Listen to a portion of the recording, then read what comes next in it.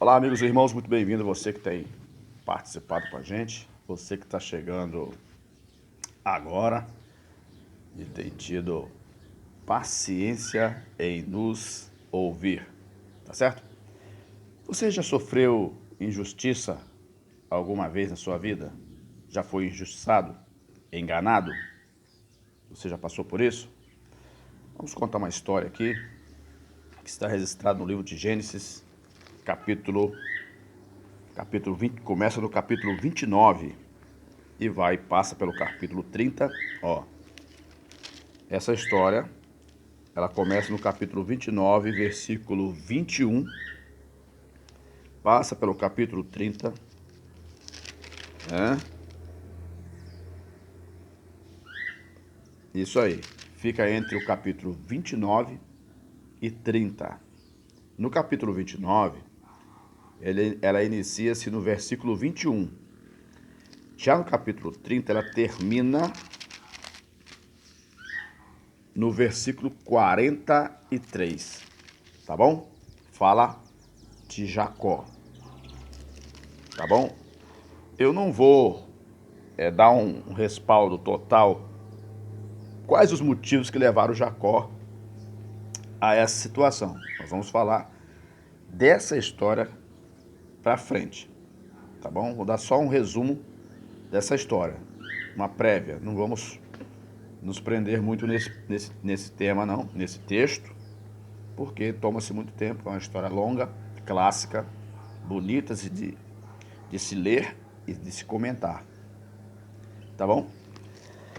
Uma das coisas que eu quero dizer para você é o seguinte, que quando você é injustiçado de alguma forma, Deus se encarrega de fazer justiça por você.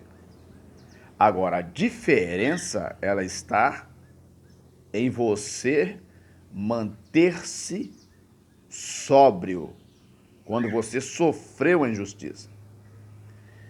Há aqueles que, quando passa por um tipo de injustiça, eles partem para o revide, para o combate, para isso, em alguns casos, acaba acontecendo mortes, assassinatos e tristezas profundas. Ser injustiçado não significa que você perdeu uma batalha. Ser injustiçado não significa que você é um zero à esquerda. Enquanto nós vivermos aqui, de alguma forma, nós vamos ser injustiçados. Agora, o diferencial é quando nós não tiramos o olho e a nossa mente do nosso propósito. Se você tem um propósito e um projeto de vida, se você tem sonhos de chegar mais longe, de conquistar, de alcançar e de ser uma pessoa abençoada, você tem que observar que as injustiças que poderão acontecer com você podem ser obstáculos para que você seja um vencedor ou não. É a mesma coisa que você sair de casa, tá certo? Estou dando um exemplo. Que certas injustiças, elas servem como obstáculos. E se nós não prestarmos atenção, nós caímos na armadilha até do próprio inimigo mesmo. Mas só que ali nessa história, Jacó, ele não era inimigo de Labão.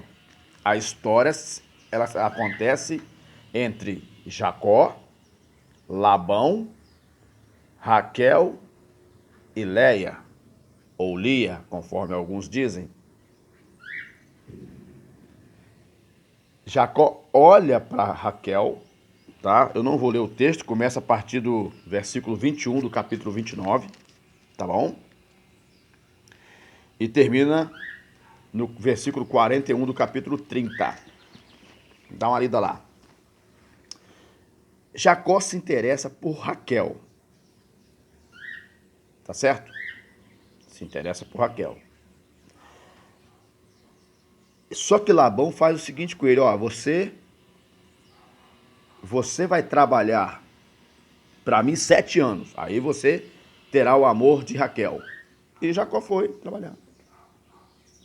Cumpriu-se os 7 anos, na noite de núpcia,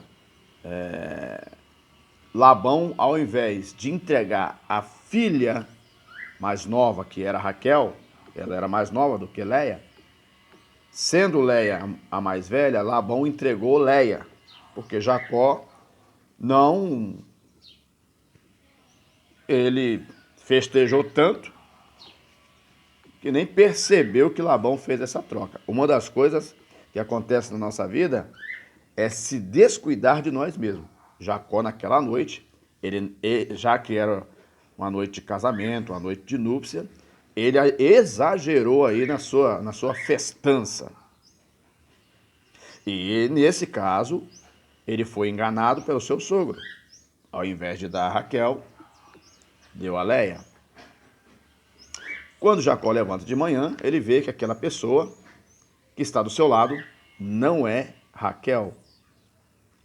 A primeira injustiça que Jacó sofre é ali. O que acontece agora? Jacó vai reclamar com seu sogro. O que aconteceu? O que você fez? Nós combinamos uma coisa, você fez outra. Labão diz, realmente, foi mesmo, nós combinamos. Mas se você estiver interessado em Raquel ainda, trabalha mais 7 anos que lhe darei o amor de Raquel. E Jacó trabalhou mais 7 anos. E aí ele teve o amor de Raquel. Raquel tornou-se sua esposa. Era a mulher que ele gostava e amava. Agora vem comigo. Como ele já tinha aceitado a primeira, ele não poderia desfazer dela ou mandar ela embora. Porque tanto Jacó e Leia foram vítimas de Labão.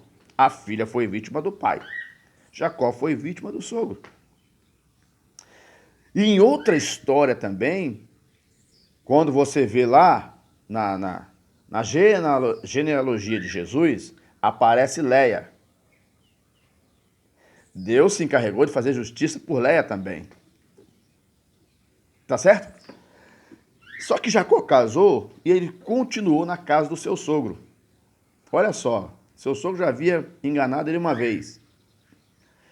E lá na frente, logo no decorrer da história, né, aqui é a parte do casamento, aparece Jacó reclamando a Labão, seu sogro, o seu salário.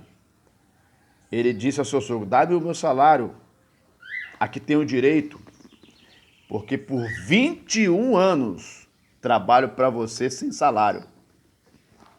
Você consegue me entender? Agora, só que Labão fez um negócio com ele engraçado. Labão tinha os seus bois tudo de qualidade.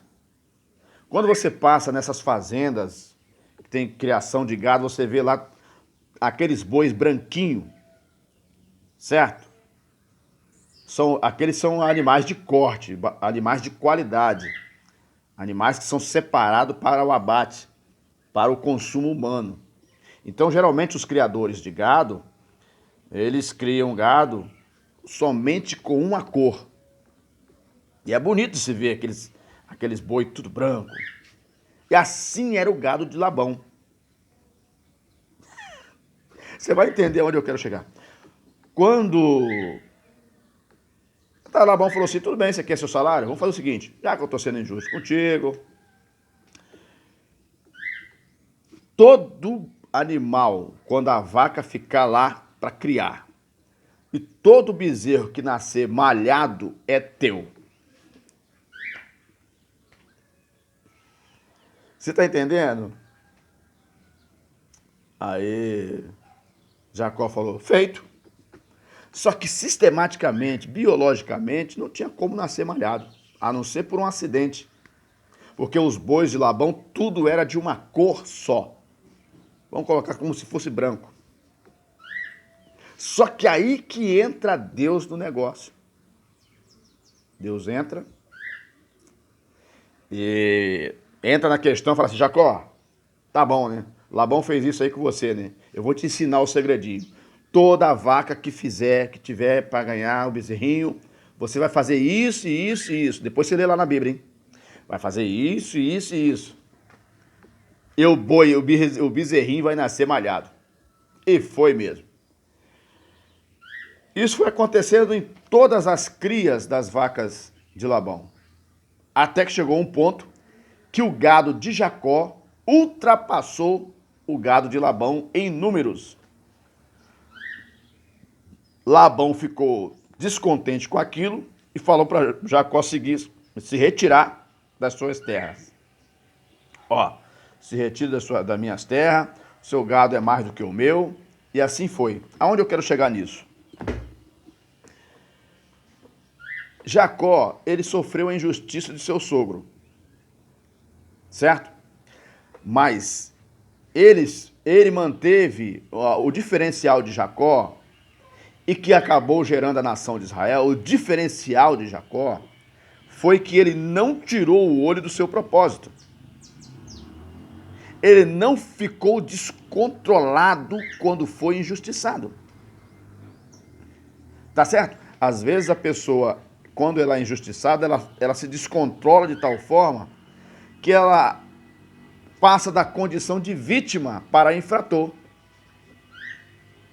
Então, mesmo que você está de alguma forma sendo injustiçado, seja em quais forem as áreas em que você está atuando, seja em negócios, seja no relacionamento, seja no seu trabalho, seja na escola onde você estuda, seja na vizinhança onde você mora, e quais forem as atividades em que você estiver envolvido e você for injustiçado de alguma forma, não perca o equilíbrio, não perca o foco no seu objetivo.